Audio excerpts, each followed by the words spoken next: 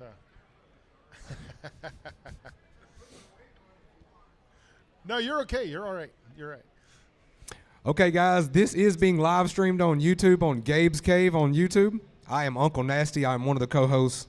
We give away one-of-a-kind artwork every single week in a loot box. We've been doing stuff like this for about 5 years now, and I don't think we're going to slow up. So this is a good time to jump on board and, hop on the bandwagon, as they say. All right, Peter, you ready for your first easy question? I'm ready. All right. How does it feel to be at Cowtown Comic Con 2023? I love it. I've had a great time. Thank you guys for all coming out. This has been an awesome show. This is probably one of my favorite shows of the year. So this has been amazing. So you guys had a good time out here? Yeah? That wasn't very loud at all. Y'all can do better than that. Come on. Have y'all done have a good time? The golfers clap. Come on. All right. That's what I'm talking about. Okay. Okay, guys, immediately it's your guys' turn. So if you have a Marvel question, it doesn't have to be an easy one. Let's see if we can make him have a brain fart up here. Anyone? So to give you a little background, I did my college internship at Marvel Comics. So I was there when they were producing Marvel Knights. So I've met Joe Quesada, I've met Jimmy Palmiotti. Dan Carr was in charge of the bullpen when I was there. The interesting thing, I guess, about the year that I did the internship there was that when I went up, I didn't realize it at first. And when they had picked me for the internship, I'm just like, oh, cool, they picked me for this internship. Then when I got up there, they had 1,000 applicants and they only took 10 of us. And only 2 of us were in the bullpen for art. So out of 1,000 people that applied, that was all that they took. We already know you're good at what you. Well, no, I'm I'm just just rub it saying, in. I'm just letting you know. But the crew up there was great and got to work on producing a lot of comics and things like that while I was there. So, so you guys got to have some questions. Somebody's got to have a question. Yes. You have to talk into the mic, though. Yes, There's lady rules. with the snack box in the front row. I thought she was eating fishing lures. No, she's got like animal crackers in there. Okay. Goldfish. Yeah, it is like it's awesome. Snackle box. A snackle box. You could market that. What's your favorite character to draw in Marvel? Oh my gosh, that's a tough one. I've been drawing a lot of X-Men lately, so I just did a Wolverine. I like drawing him. Spider-Man, I just did a Spider-Man cover commission for somebody that asked, and he's really fun to do. I think one of the fun things with Spider-Man is he's very similar to Batman in a sense that he has this amazing rogues gallery, the Green Goblin, Dr. Octopus, and you even get into some super cheesy characters that, from the 70s, like Electro. I don't feel like you can draw Electro unless you give him the lightning bolt mask. He needs that mask. But a lot of those characters are really fun to draw. I would say the X-Men and a lot of the Spider-Man characters are probably my favorites to draw. Quality question. It's a quality question. Yes, please. Absolutely. Straight from Wakanda. Here she comes. All right, let's hear it. Forever. That's right. Hold on one second. Darren, Jesus Christ. Like, why are we turning it down? Well, make him sit on it. I'm good. Okay, so I teach this class on the anthropology of Black Panther. These are my students here, by the way. Yeah. Yeah. Okay. So my question is there any difference in the way Disney approaches the character and the story of Black Panther compared to other outlets? Like, for example, we've been watching the series that was aired on BET, and we're seeing that, the way the character appear and even like the plot is a little different. So how does Disney determine those things? Well, I think in order to answer that, we need to go back to where the Black Panther appeared. He was in Fantastic Four. I believe it was issue 52. And at that time in the United States, we had some segregation and stuff going on. And for those of you that are familiar with Charles Schulz, a lot of black moms that were in the U.S. at the time and looking at Snoopy and the Peanuts and things like that, they went ahead and they messaged Charles Schulz and had asked him if he would do a black character for the Peanuts. And in going in and doing that, what people don't realize is because of the segregation and the closed-minded views our society had at that time, is that his entire strip could have been pulled from the paper by Charles Schulz introducing Washington, who was the first black Peanut to be introduced to the rest of the crew. And Stan Lee and Jack Kirby, they were very, Jack Kirby, I know, absolutely was a super good guy. Stan Lee, same way. And Stan Lee had written he had a thing called Stan's Soapbox in the back of the comics. And he had written stuff about bigotry and racism and stuff and how you shouldn't judge people and stuff. And in them doing the Black Panther, they were kind of in that same boat because he was coming out in kind of a controversial time. And if you look at the cover of Fantastic Four, Marvel at that time always went for like, oh my gosh, what's going on? What's going to happen? And Black Panther almost appeared as a villain because he was in the background dressed in this whole black suit with the mask on and you couldn't see who he was. With that coming into play, they didn't care. And T'Challa was, even at that time, King of Wakanda. I wouldn't say that Black Panther was even a first-string character with Spider-Man and the X-Men and stuff, but he was a popular character, and he was on the Avengers, and they would bring him in periodically to go ahead and make appearances. But the thing is, whenever you're doing any type of comic, when you have children, when you have teenagers, they want a hero that they can relate to. They want somebody that looks like them. In fact, I believe Sam Jackson, when Obama was running, goes, I'm going to vote for Obama. He goes, because all politicians are pretty much the same. He goes, but I can relate to Obama. He looks like me.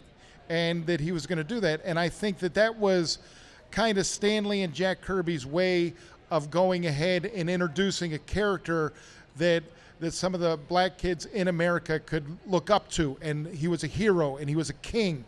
And Wakanda was this technologically advanced society. Now we fast forward to today. You have, I believe, the way, from everything that I've heard, I believe you have Bob Iger to thank for Black Panther.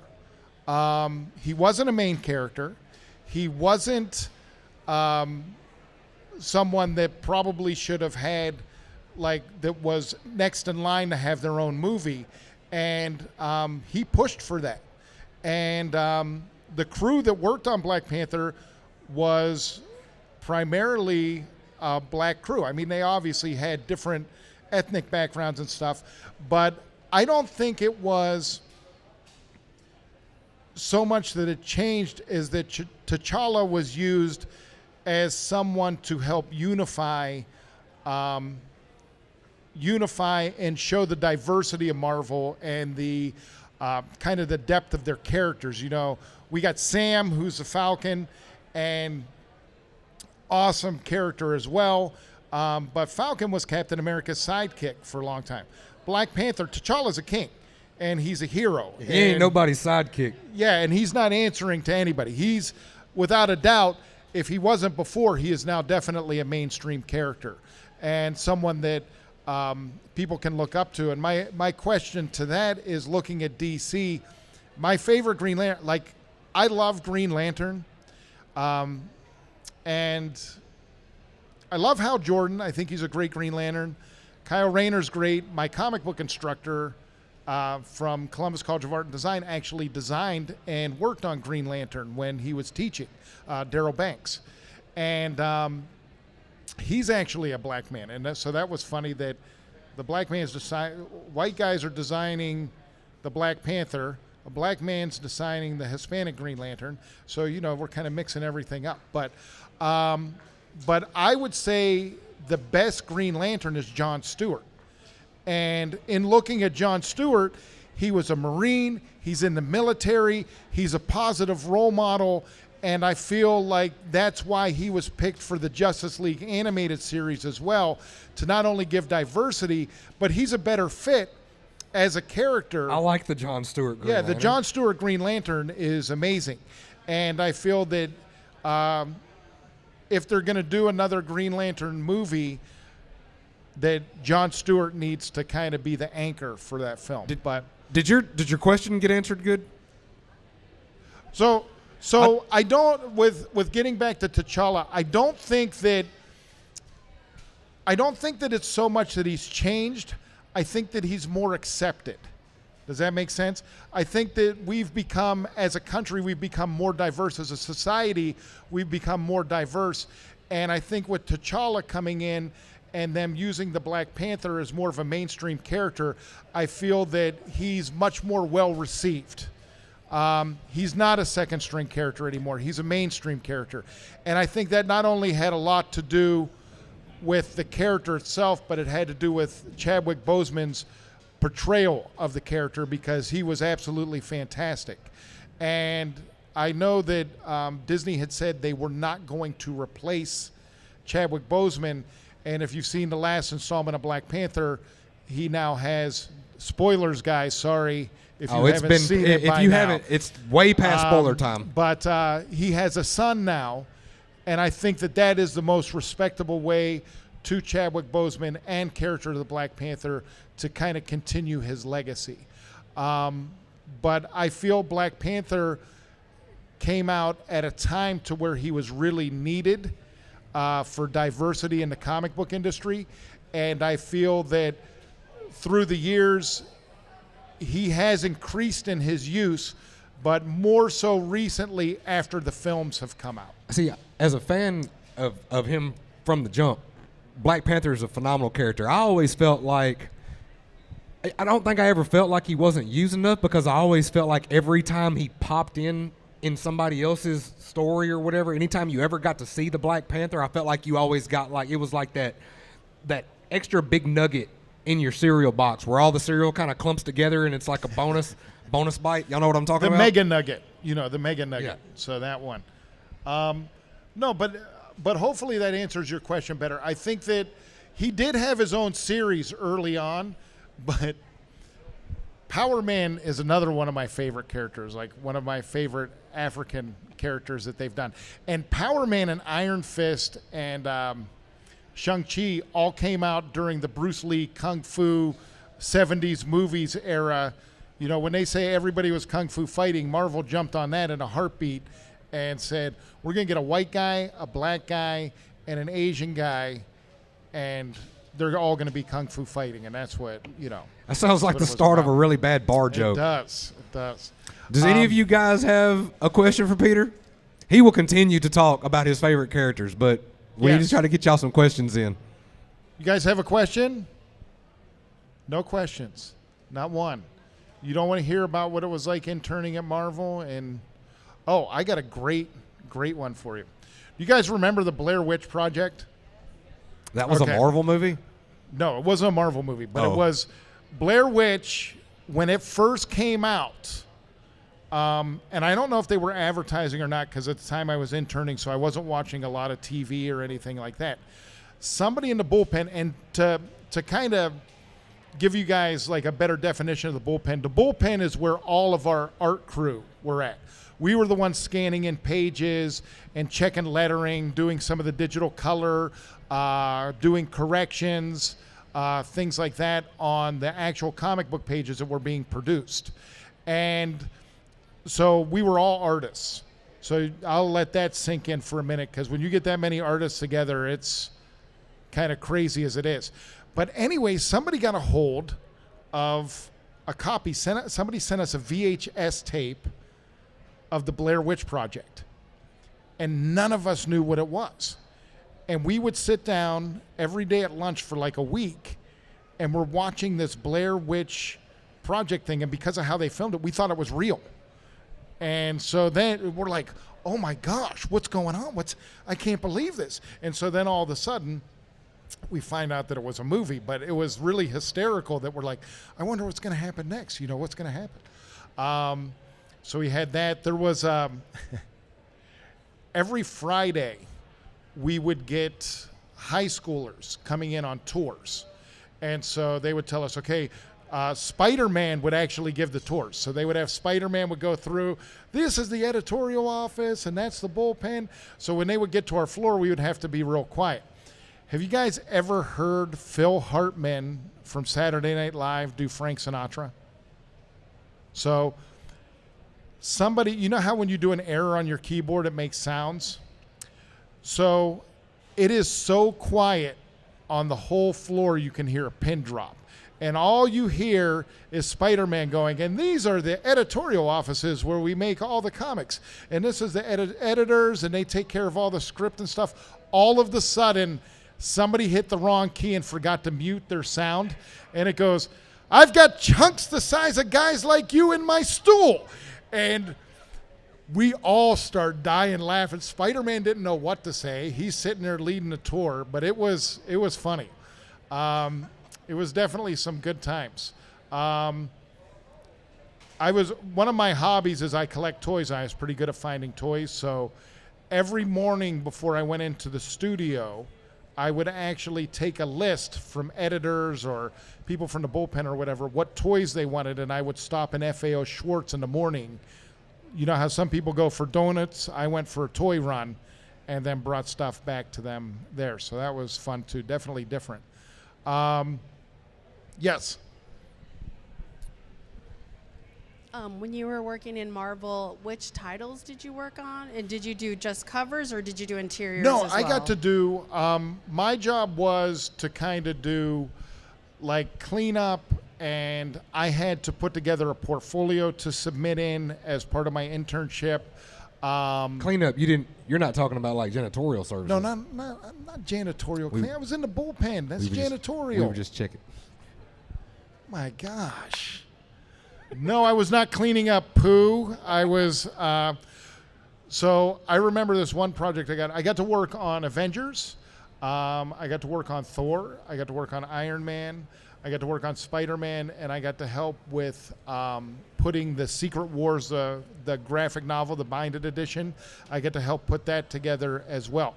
So a lot of times I would scan it. This was back before digital email, big servers, stuff like that. So every night at the end of the night, they would have to take pages and send them to either inkers, colorists, whoever they were sending them to, and they would have FedEx boxes lined all up and down the editorial and bullpen that they were packing these every night, and then they would send them out. So one of my jobs was that I would go into, we had a scanning room, and you would go in and you would scan the pages. Or you'd be working in Photoshop and doing stuff like that. Or I'd be working on my portfolio pages to submit in, which were Spider-Man was a portfolio pages, the script that I worked from. But I remember this one day, they call me in and they're like, Pete.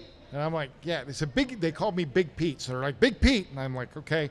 So I go in, and it was because there was this guy, Pete Franco, and he was much shorter than I was. So I was Big Pete, and I guess he was Little Pete.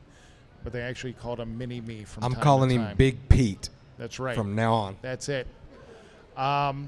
So what had ended up happening is they call me in, and Pete Franco was awesome. He's an awesome guy, and he's totally a New Yorker. Has like this little bit of a temper, and so I don't even want to say temper. He was passionate about what he was doing. So he calls me in, and I won't name the artist, but they call me in, and they're like, "Can you look at these?"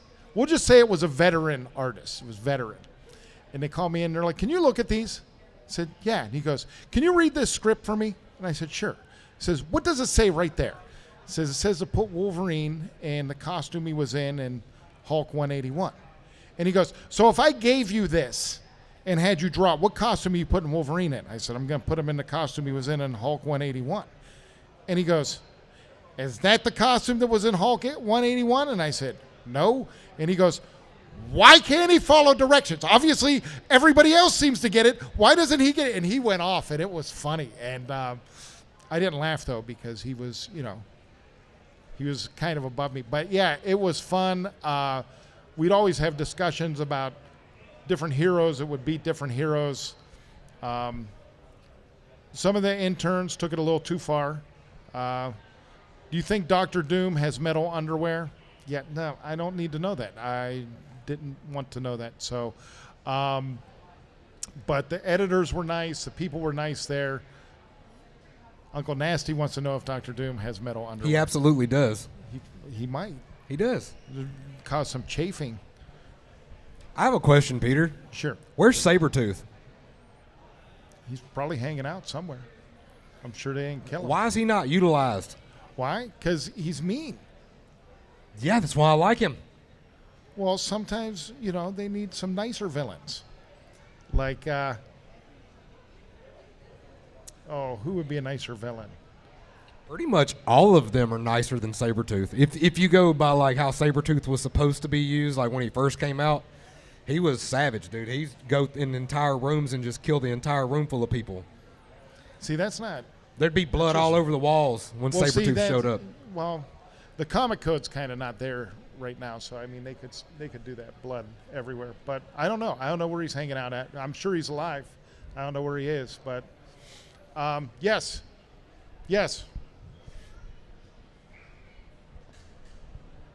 Do they still do bullpens, or is that?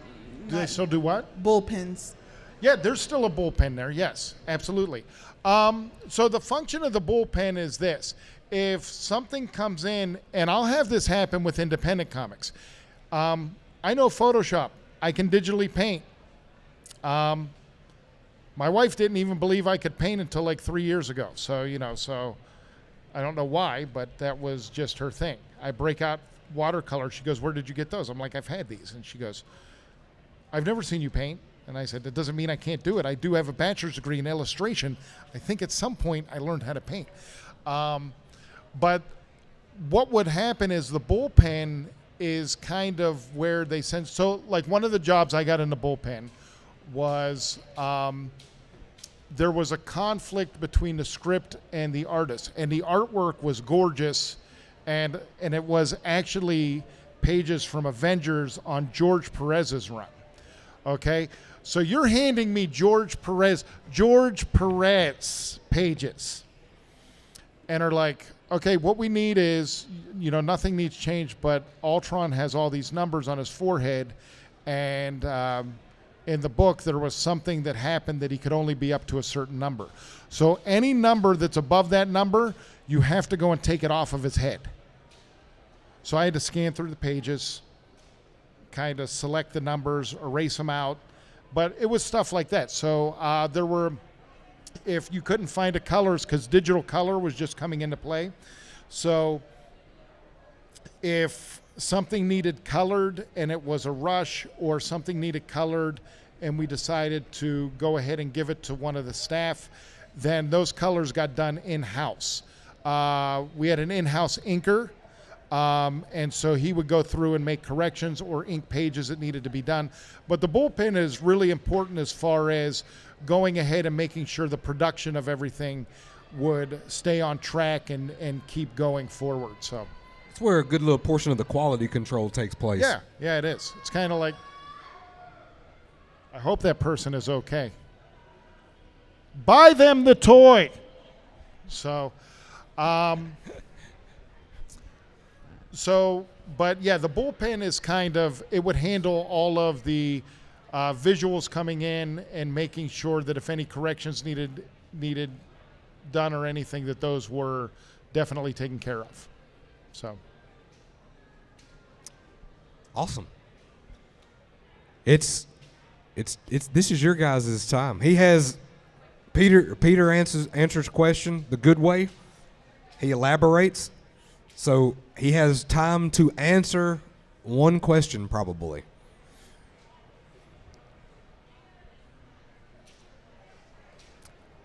If nobody has a question, I've got one. Okay. You've got a question? All right. What Marvel storyline would you like to see brought to the big screen? What Marvel storyline? Yeah. I want to see Chris Claremont's X-Men stories done properly. I want to see, and if Disney's doing them, I have no doubt that they'll be done properly. Is that an official quote? Yeah, you can quote me on that. Disney, if They Disney, better. if Disney goes ahead and they're in charge of it, the X-Men storylines will be done properly because they will go ahead and make sure that they're doing them justice. I think the Avengers movies were done really well, and they took a lot of things. I mean, how many of you guys saw Infinity War? You know, how many of you guys were watching that? You know, all the Avengers, all of them coming on screen at the same time. Who did not cry? I cried. Oh, yeah. I was like, I waited my entire life to see that. Yep. You know, everybody was there, and I feel as far as Marvel goes, and you have to understand too, something with Disney is they love the fans. I know there's a lot of stuff that sometimes, like I've had people come and go, why did Disney do this or why did Disney do that? You know what? They love the fans. They were very much, when they took over Marvel, they wanted to make the fans happy. Same thing with Star Wars. They want the fans to be happy. And they put the time, the care, and the money into going ahead and making sure that these projects are done in such a way that, you know, they're top quality, they're top tier projects. You know, that was the one thing, and I'll probably get slammed for this. That was the one thing with the strike that just ended, with the writers and the actors. Love the writers, love the actors, and I'm not going to tell you that I know the whole thing, but I will tell you one of the things that I do see is that there's a lot of, there are some actors that don't get paid enough, there are some writers that don't get paid enough, and then there are some actors and some writers that get paid buku bucks, and directors that get paid buku bucks. What happens when they make a bomb? Look at what happened with DC. Look at what happened with the DC universe. A lot of those movies, not saying that they were bad, but if they didn't make their budgets back, how does the studio recoup that cost? I mean, are the studios supposed to go ahead and chalk up $250, $300 million and go ahead and take a loss on it and then turn around and put out another one? You know, so you have to look at it, I guess, from both sides. You have to look at it as much as we would like to see all these films and we would like to see things done, that they do have to do well in the theater in order for them to continue making them. That's why it's important for us to go to the theater. Otherwise, there won't be a theater to go to. So many people are now waiting on it. I'll wait for it to come out on streaming. I'll wait for it to stream. I'll wait for it to do this. Go to the theater, grab some popcorn, take your wife to an action-adventure movie so she can fall asleep in the reclining chair. I have a pop-in question off of Sure. this, and I think after you answer that, it'll be probably our time. Are you guys interested in hearing a tough question? All right, here's a tough one. Oh my gosh, here we go. I know that there have been some staff changes in the creation of all these things, right? Yes. And you know, because we've talked in private, that I was excited about these things because that means that they can move forward. I'm an MCU. I cheer for you guys. So if you ever hear me say something negative, it's only because I'm an actual fan and I give a shit. Okay, that's where that comes from a good place. Okay? Mickey's going to get you. Why Go ahead. do they hire writers that are unfamiliar and are proud of it? Like, had bragged about being proud that they're hiring writers that are unfamiliar with these characters that have such a cult following. Like, I feel like they should have at least one person on the team that's like the sixth man. Like, even if the whole team is supposed to have a fresh idea and not be familiar with those storylines, they ought to have that one person that goes, you know, this character wouldn't do that. You know what I mean? I feel like they ought to have that one safe. Well, I think first of all, like I had said yesterday, your leadership at Disney right now with Bob Iger in charge, the whole Marvel Universe, the Avengers movies and stuff that everybody loved, Iron Man, Thor, all They the were individual movies, fantastic. those were all under Iger. Black Panther was something that, like I said, from everything I've heard, that was something that Bob Iger had I pushed cried for. real tears in Black Panther. And so those were movies, and I think when you look at Bob Iger as leadership, and you're looking at him because obviously he's leadership for the entire company, all the sister companies and facets of it, and like Star Wars and Marvel and Disney Studios and the parks and everything.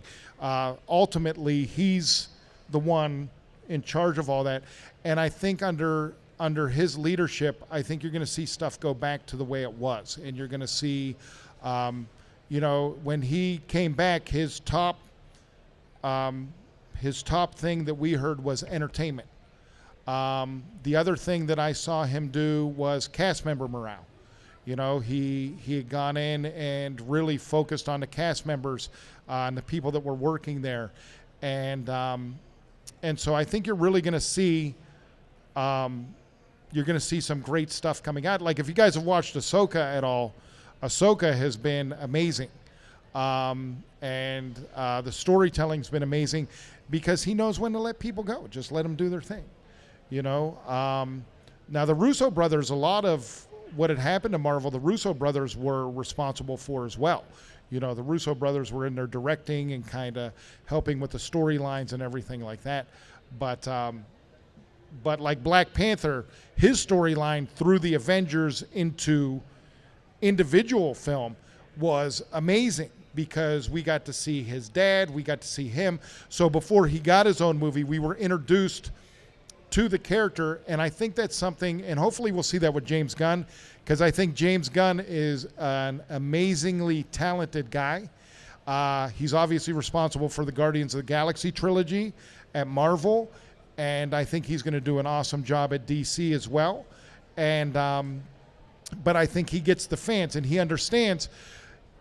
I think one of the things I understand with the movies is that when these go to the big screen, where a lot of you guys in the audience are coming to a Comic Con and you're fans and things, there are people that go see the movie because their kids want to go see it, or they don't happen to be fans, and then they become fans through watching the films. And I think that's definitely like a big jump in it too, is that the characters have to be explained. You can't just pop them in there and go with no backstory or no explanation for them. So. Fantastic answer, Peter. Was that a good answer? Yes, it was a good answer. All right. I wouldn't have accepted a bad answer. All right, well, I'd have made you re-answer it. I'm like, no, do it again. Re-answer. Guys, thank you so much for coming and hanging out and participating with this Peter Smith panel Thank about you, Marvel. guys. We have professional artist, Carrie Valerie. That's him with the red hat on that's on backwards back there. He will be coming up here next. We'll have him for about 30 minutes, and he's going to talk to us about what it's like to grow as an artist and try to get work nowadays as an independent person. And, yeah, should be some good stuff. Appreciate you guys. All right, guys, have a great rest of your con. Thanks for coming out. Y'all go buy